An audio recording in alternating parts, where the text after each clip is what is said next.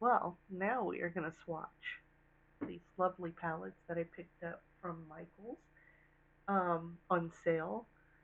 And there's 6 colors in each. One set is the granulating colors, and the other set is the intense colors.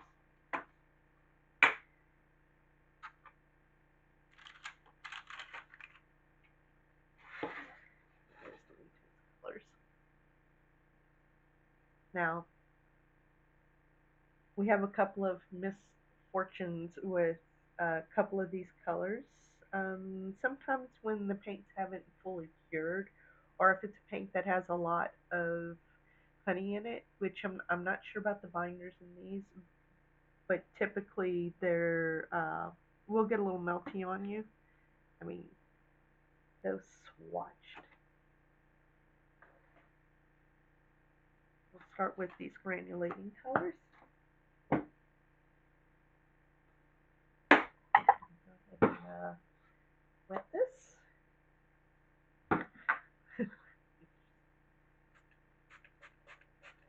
Give it a little wet. And that rolled it right up on me. All right. Got our swatch cards already made.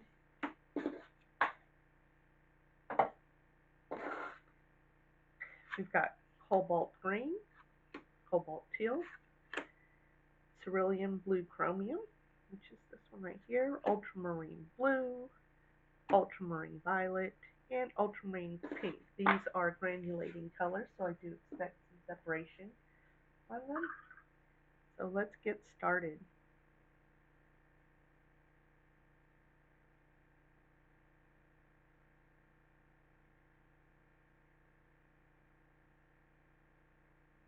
So these are my first time working with QoR watercolors, so this is a test for me too to see how they flow and re-wet. You're working out okay.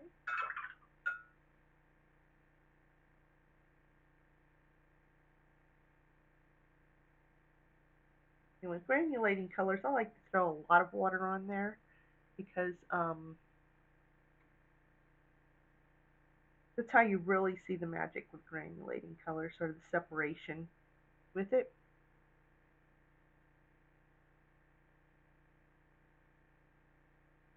You should let the water do its thing.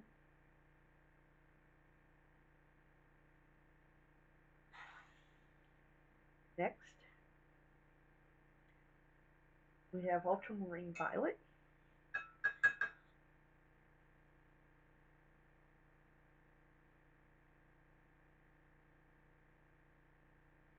And I will say I've had the ultramarine pink before and this ultramarine violet in pigment colors, and these are nice and intense for what they are.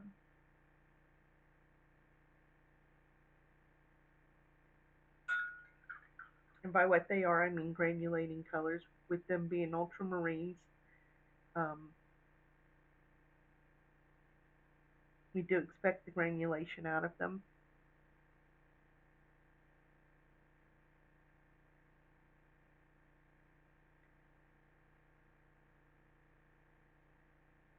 And one of the things I do like about the tin that it comes in is that the center section here is actually a silicone. It is not a hard plastic, so it's kind of nice to have a silicone workspace and a top workspace as well.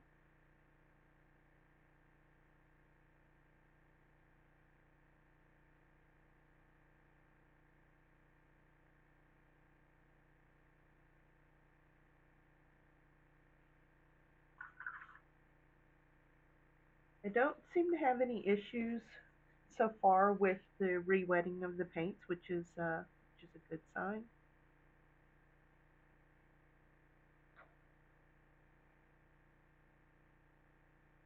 Dude, that ultramarine is really intense. Like that is a really dark ultramarine. Damn.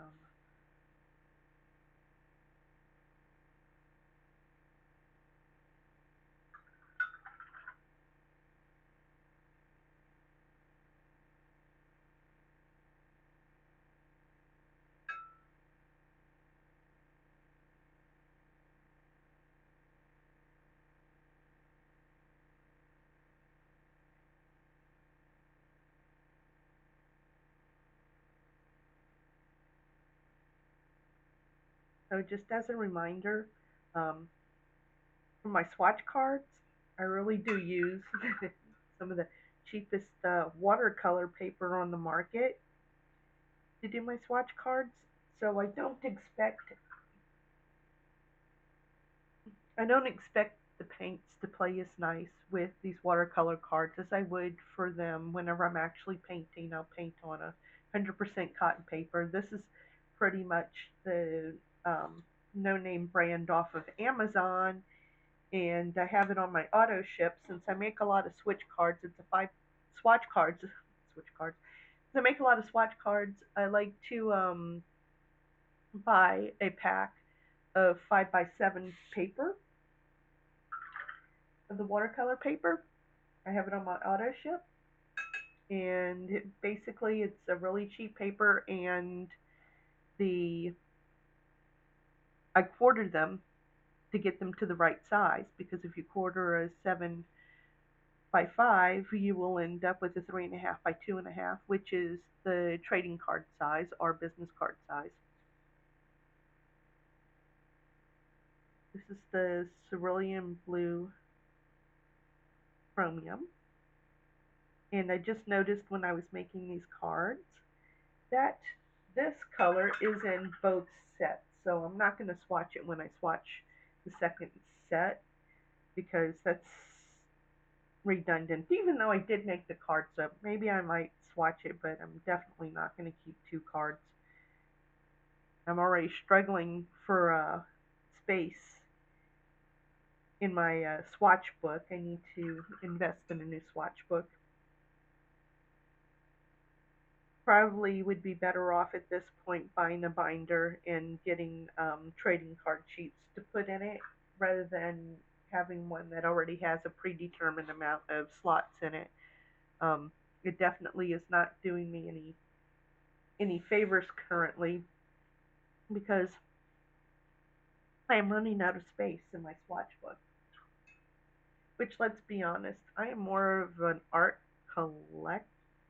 supply collector than actual painter. I mean, I do paint. Don't get me wrong, I do paint, but I enjoy swatching as much as I enjoy actually painting.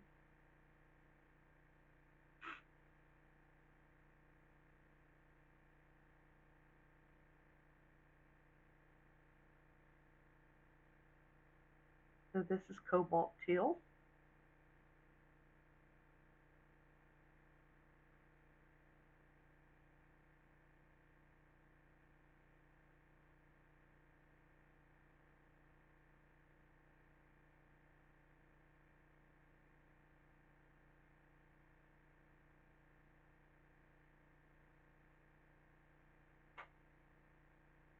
and our last one is cobalt green.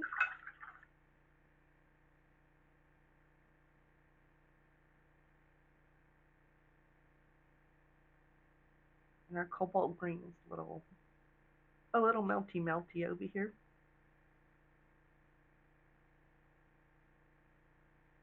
I mean, honestly, with them being on clearance, I probably should have checked to make sure the paints were actually in the box to begin with, because the bottoms are not sealed, which is kind of funny, because these were on, you know, they're out, they're not behind plastic or glass, but they are locked up on uh, where they're hanging, and you could just open the bottom of the box and pull it out. I mean, it makes no sense because there's no seal on these boxes. So um, I probably should have checked to make sure the paints were actually in the box whenever I bought them, meaning that they were actually in the tin. I knew the tins were in there. They did check to make sure the tins were in there.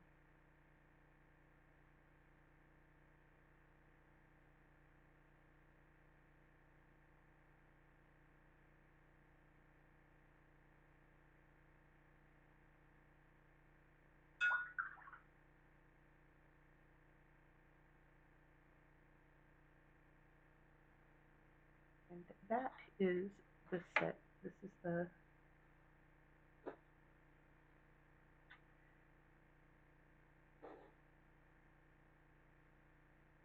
and get them all in there. I guess I could double layer it.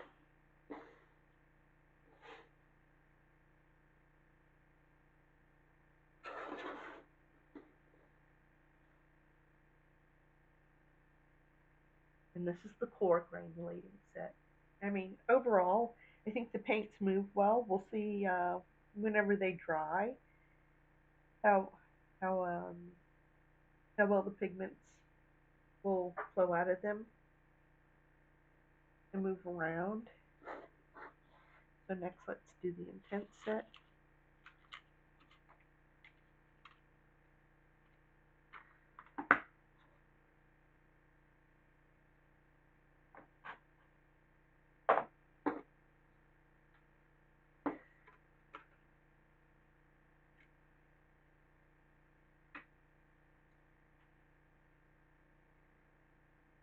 Now, one of my complaints about these sets from QoR is that I literally had to go look up all the pigment information. I mean, they do come with a sheet here that has the color listings, but they did not put any pigment information on this. So I had to go to their website and look at their list of watercolor pigments to find the pigment information because it wasn't readily available on the packaging. It wasn't even available on the box. So, like, here's the box. And I don't know if you can read what's on that box, but it doesn't give, it gives the name and no pigment information. And honestly, the name really doesn't mean much of anything. I mean, we do, on the whole, expect for certain names to be certain pigment colors, but it's not always the case. Sometimes, or and it's the same with pigment colors. If you have a certain pigment color, you can't rely on what the actual color is because, case in point, we have PV15 and PV15 here in the same set. One is pink and one is purple. So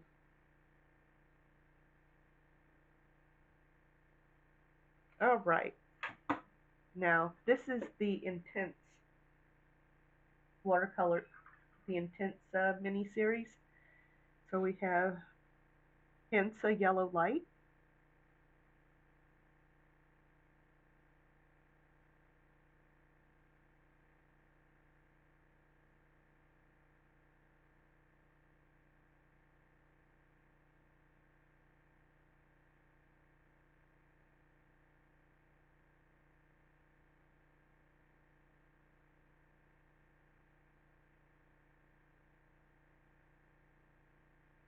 nice bright yellow.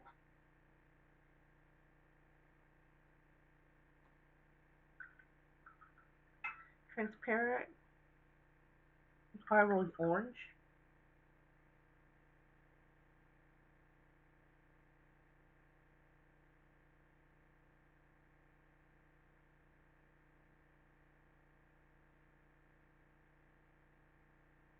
That is definitely, looks more red than orange. But I figure once it's watered down, you'll probably get a more orangey color out of it. Yeah, there it is.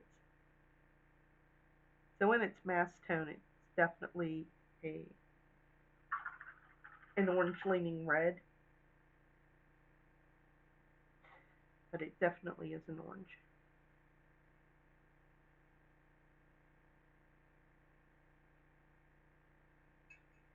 Quinacridone magenta.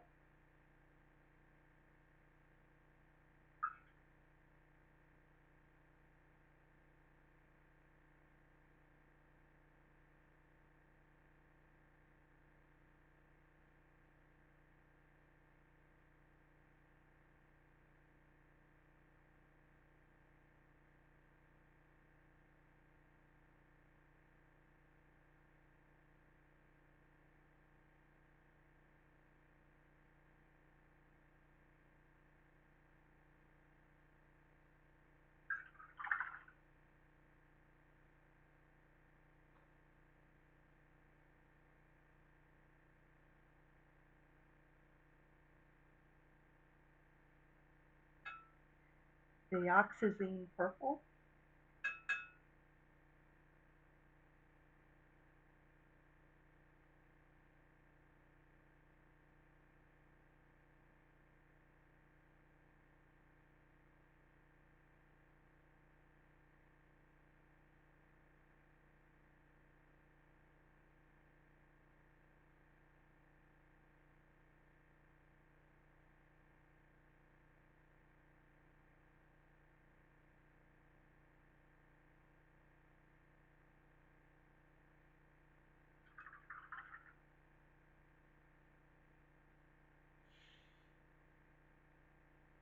I am not going to do this one. This is the cerulean blue chromium, which we already had in the other set. Just this color right here. I just stuck it. Which I'm kind of surprised that that's the color they put in here, because this is a granulating paint, and the other 5 in this set are not granulating paints. And the cerulean chromium, I mean, it's good for making skies and stuff, because just like me sticking my finger in that one, you can lift the color off easily, and it usually leaves white behind it, whereas with your phalos, they tend to stain. But I'm still surprised they didn't give us a good phthalo blue in this set instead of the cerulean blue, especially since this is a intense set, and I really don't feel like intense is. I really don't feel like the cerulean blue is an intense color.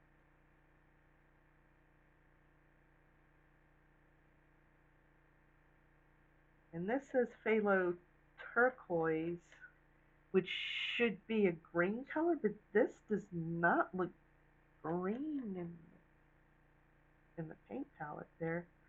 This is definitely very dark. There's the green color. I don't know why it looked so blue when I was wetting it. And I'm sorry if I'm breathing weird. I'm stuffy. I got a stuffy nose. That's a pretty color, actually.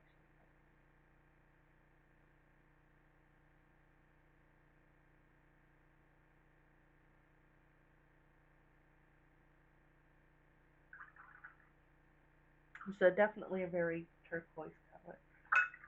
So my thoughts on these sets. Um, they seem to wet pretty well. I won't know until I start mixing colors and stuff on how well they play together with other paints or with their stuff in general. Um, I do feel like they're very pigmented. They re-wet well. I mean, not as well as some of my other paints. Um, but in general, I think they are worth the price.